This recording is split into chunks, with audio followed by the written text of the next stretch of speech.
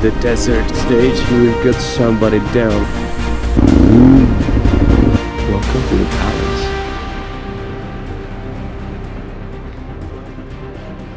And it's a really special feeling to be able to be here alone.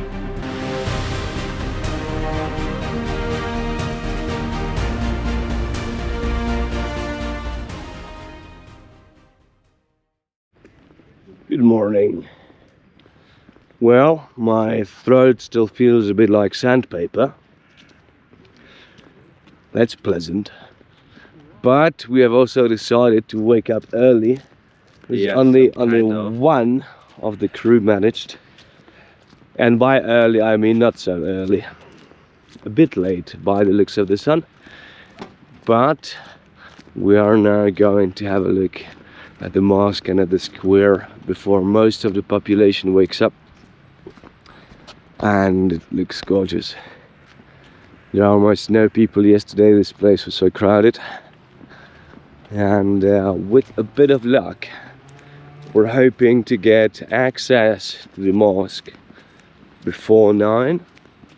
So now is about 7:45. The mosque opens at 9, and yesterday I've been told the guy responsible is going to be around at about 8 o'clock. So the plan is to go there now, go early, try to get in before people get in and do a bit of photography and looking around. So let's see if we get lucky or if we're going to be stuck waiting around for an hour. Hopefully not, though it would not be the worst place to be stuck in, would it? And for those of you who can read Farsi letters, there's a nice sundial.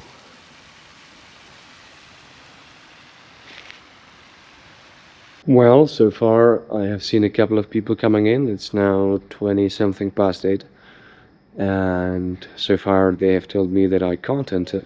So I think the manager that was supposed to be here is still not here. My German friend gave up and went back.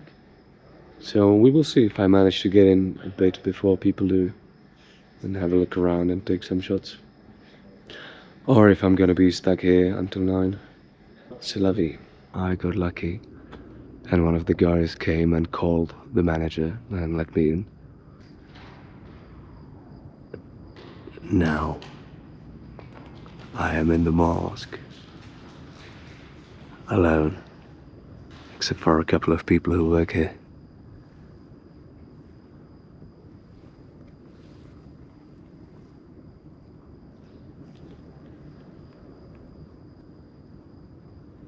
This is so wonderful.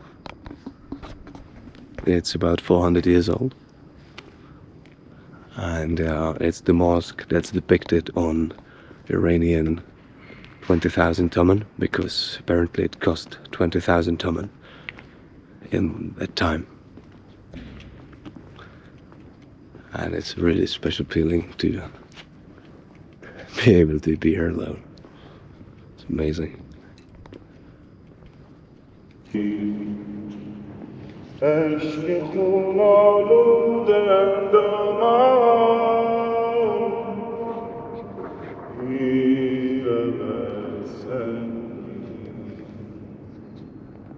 به سکوت سرد زمان به خزان سرد زمان نه زمان دادن به کسی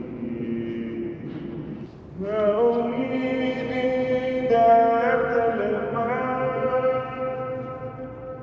که گشای مشکل نه فروغ روی نهی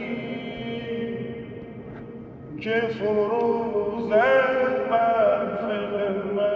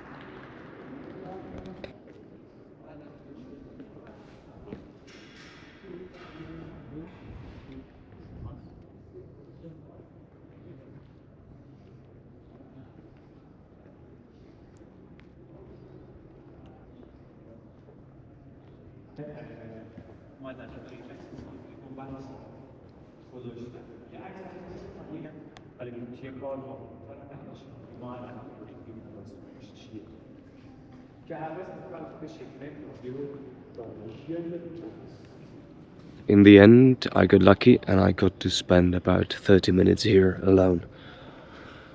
And I can tell you, it's an incredible feeling. This place is really majestic. The German engineers at work. Yes, okay. You must work.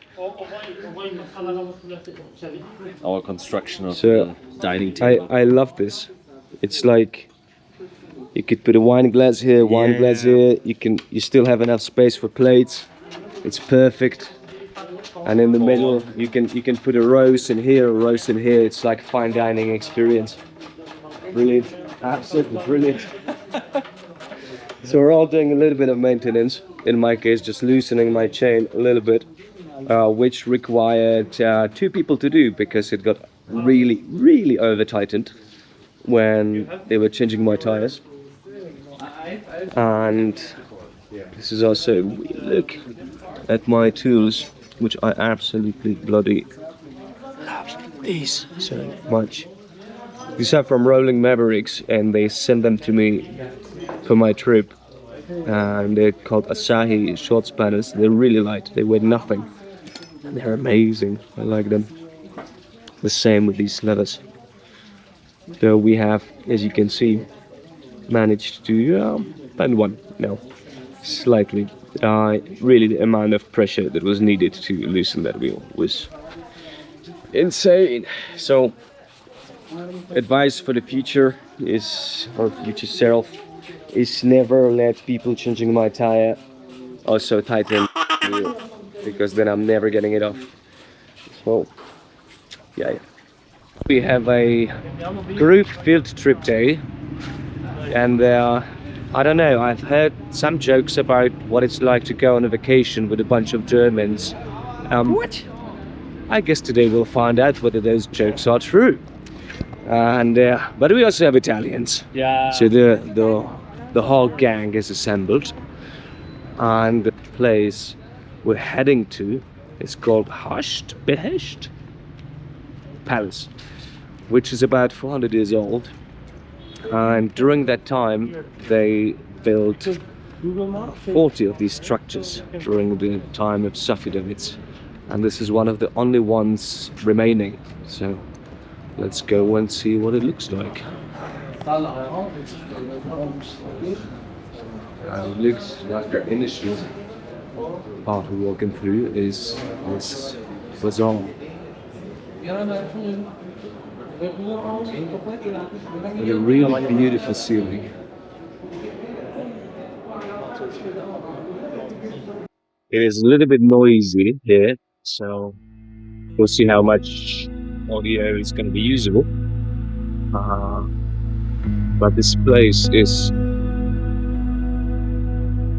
pretty fantastic.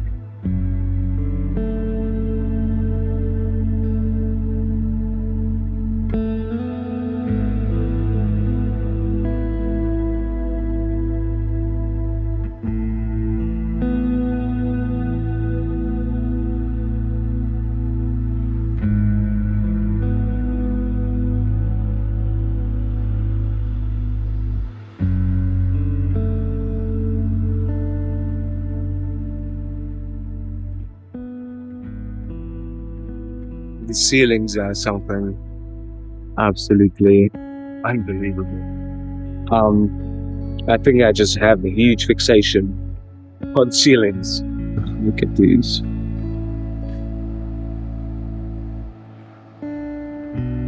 So these have been here for the last 400 years.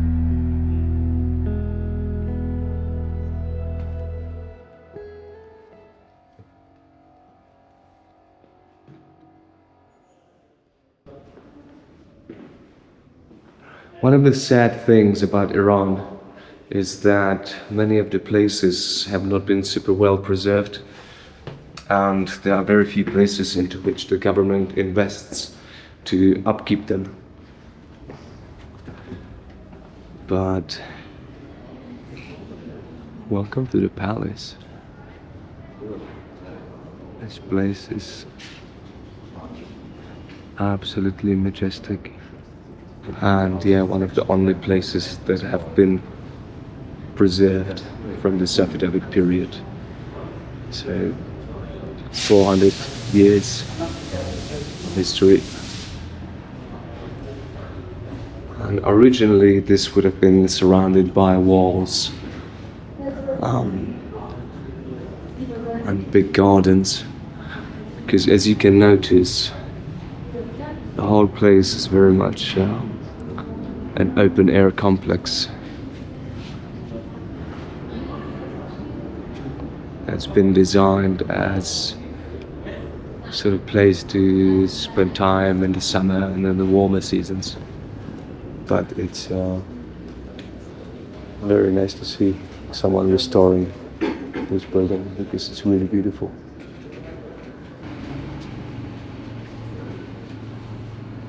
So she's reconstructing the part of the palace. But I'm not supposed to film, so I'm being a little bit naughty.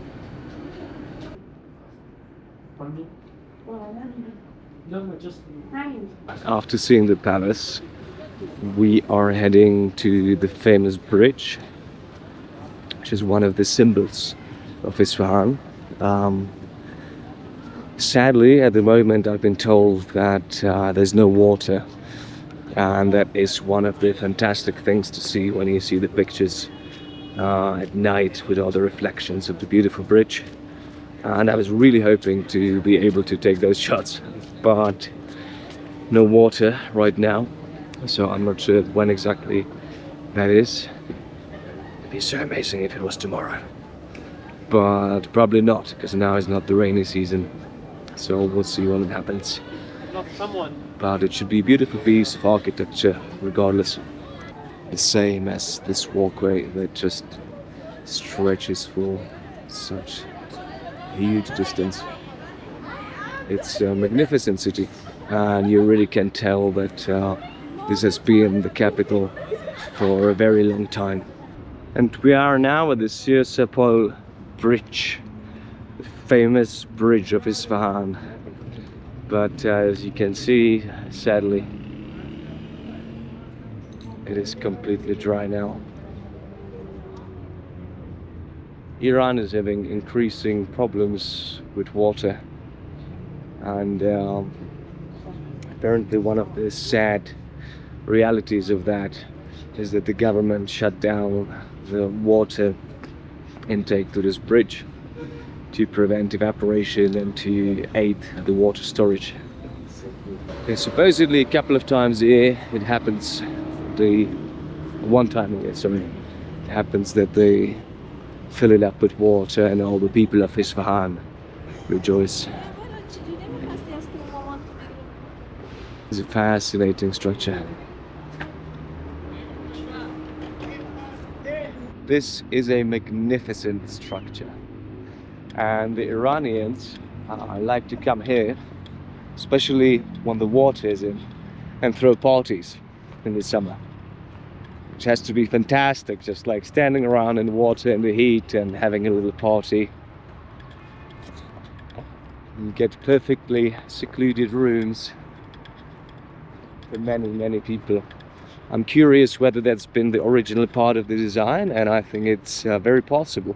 So when you look inside, there are sort of small stones separating, which might be also for the water flow, but also perfect to sit on or to put on some tea.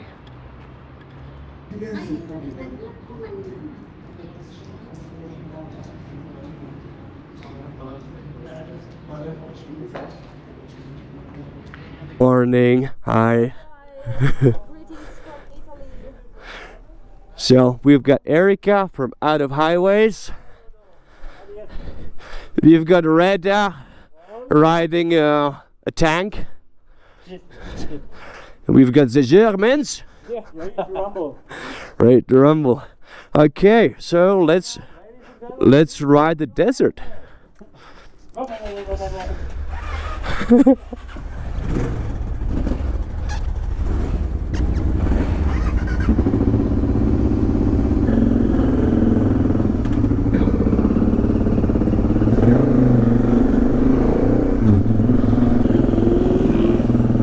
Today we're heading through the desert to Hasht, which is this ancient Silk Road place that's supposed to be extremely beautiful, and we have decided to all team up together. In the end, it's a bit of a fun operation because I was supposed to create a GPX track for all of us to use. In the end, it didn't want to work properly, so we're winging it, because how else do you ride through the desert? I'm still a little bit under the weather, which is not pleasant. Before we get to the desert, we've got a long trek to go on normal roads, which are straight and not particularly exciting.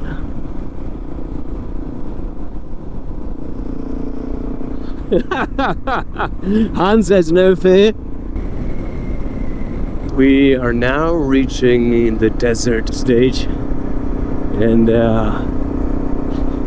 it is a little bit dusty, and I should probably do my best to try to keep the lead position, because I don't want to eat that dust. I'm looking at my poor friends back there, and I feel very bad for them. There's like a tiny layer of sand over it every now and then. Not big, it's not too visible.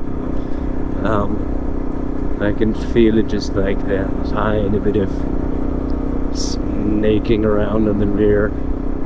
And it's certainly nice to get off the pavement.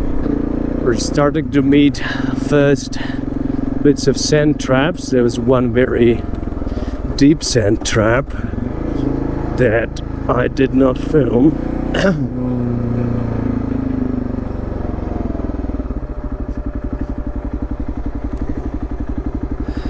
And we've got somebody down, it looks like.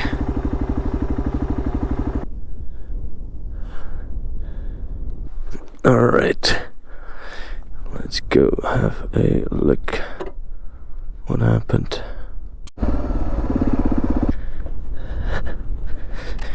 Yeah, what happened? I just fell. I just wanted to stop and I fell. We had to take down the pressure of the tires because it was too... That's probably a good idea, actually. Yeah, because I have 3 bars on the back, so here.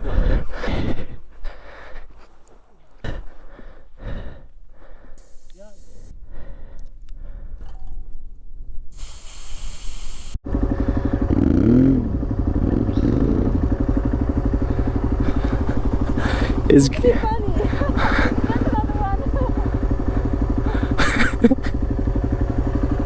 This is getting nastier quicker than I thought. I don't know if it is like still a good idea or not. You know what's funny? I think if we rode over there, it would be better. That one. Have a look what it looks like over there. Because maybe there's like a perfect surface right next to us, and we're suffering in the sand for no reason. This is good, right?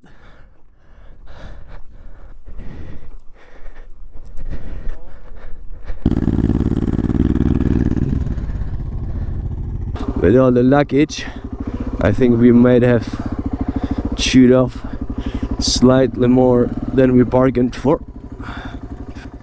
Oh.